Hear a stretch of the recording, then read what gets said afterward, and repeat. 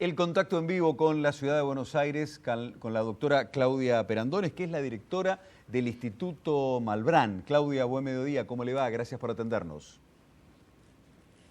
Hola, buenas tardes, gracias por el contacto.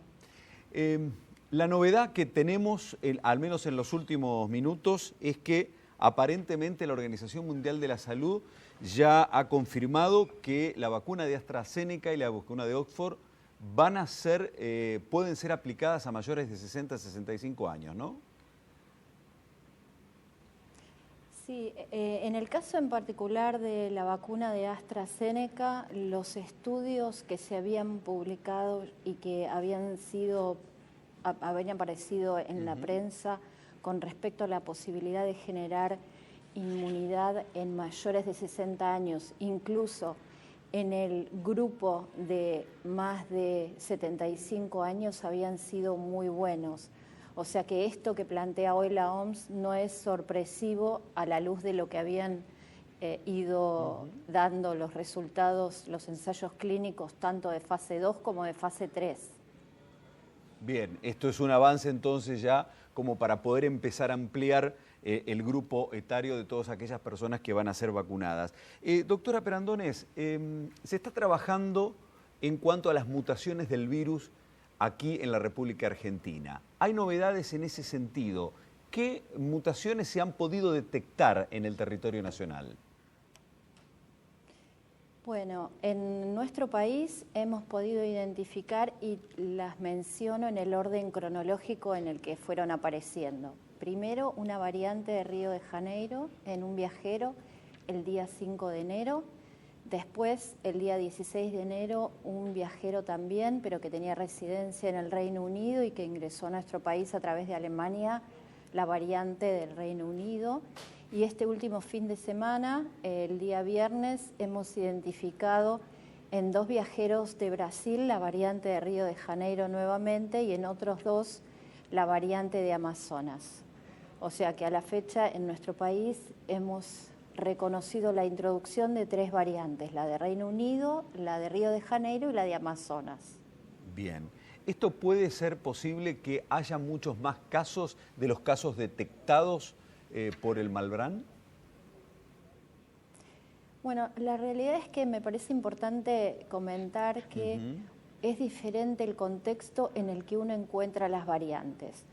En el caso del Reino Unido, la variante del Reino Unido se identifica a partir de un incremento inusitado de casos en el sur de Inglaterra que motiva a hacer investigaciones más profundas y eso deriva en identificar la variante. Perfecto. En ese caso, cuando uno identifica una variante en el contexto de un incremento de un número de casos, tiene un valor de poner una alerta importante. En nuestro caso fueron introducciones puntuales en individuos que provenían de estas regiones, con lo cual no hay circulación de estas variantes en nuestro país. Bien. Hay introducciones que se monitorean exhaustivamente y que por eso esto es parte de nuestra tarea, hacer el monitoreo exhaustivo para evitar que estas variantes se dispersen en la población. ¿Qué recomendaciones deberíamos darle a la población para todos aquellos que a lo mejor estén regresando de Brasil y a lo mejor aparezcan como casos positivos? ¿Cuáles son los pasos a seguir frente a una situación así?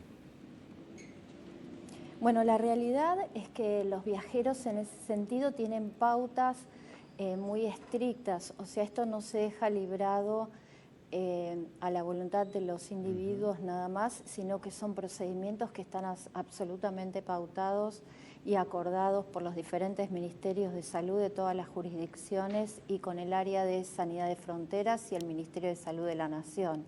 A todos aquellos viajeros que resulten positivos en la evaluación que se hace al ingreso al país para SARS-CoV-2, o sea que tienen positividad para COVID-19, se les hace a posteriori de ese estudio que determina que son positivos la secuenciación del genoma completo para saber si tienen el virus con la variante o con las cepas que circulan habitualmente en nuestro país o si se trata de una introducción. Bien. A las personas que pueden haber sido contagiadas por un paciente que ha venido de Brasil, por ejemplo, teniendo en cuenta el origen de las últimas mutaciones encontradas, ¿también debe hacer ese estudio puntual?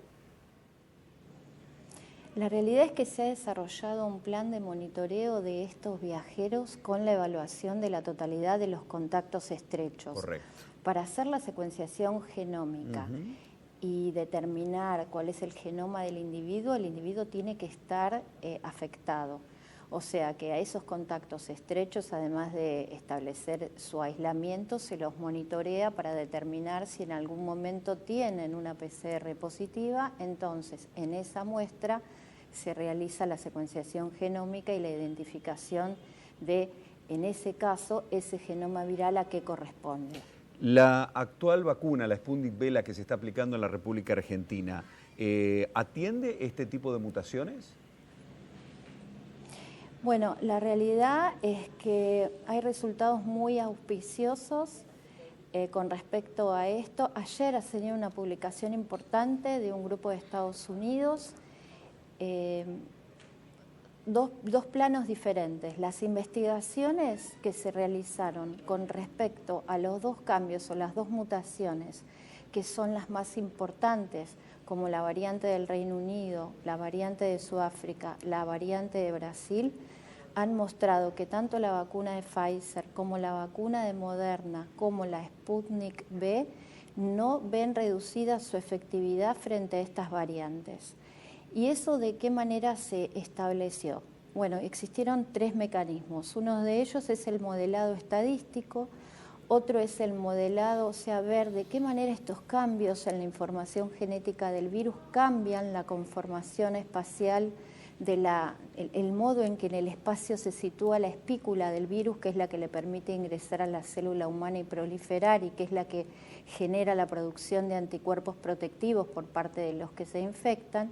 Y tercero, ya un estudio clínico en el cual se evaluó la acción de los sueros vacunales contra estas variantes producidas y clonadas en el laboratorio.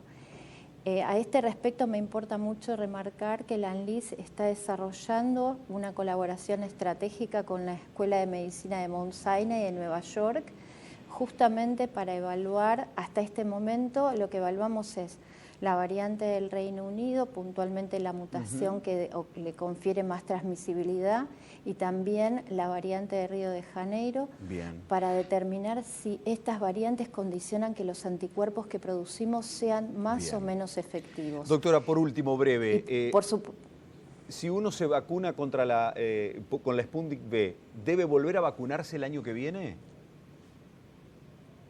Bueno, la realidad es que hay estudios que se están desarrollando en este momento para determinar cuánto dura la protección vacunal.